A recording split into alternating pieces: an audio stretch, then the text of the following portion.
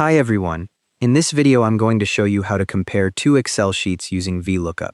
First, click the Sheet 2 tab at the bottom of the window to see the data you'll be looking up. In this case, it contains employee ID and department.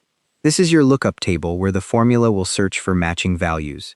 Now, click the Sheet 1 tab to return to your main sheet, which has employee ID and name columns. Column C is empty. That's where your department data will appear. Click into cell C2, the empty cell next to your first employee entry. Type the formula equals VLOOKUP. Then A2, sheet 2, with the range A to B locked with $signs, $2, false. Press enter. The matched value sales appears in cell C2. That's the department for the employee in row 2, pulled from sheet 2. The $signs lock the sheet 2 range so it won't shift when you copy the formula down. Click cell C2 again to select it.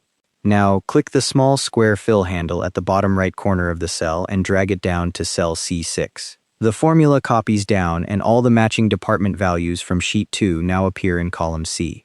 Click into cell C9 to see the completed lookup column. Each employee ID now has its corresponding department pulled from sheet 2. If you see an N.A error in any cell, it means that employee ID doesn't exist in sheet 2. The false argument at the end of the formula ensures you only get exact matches.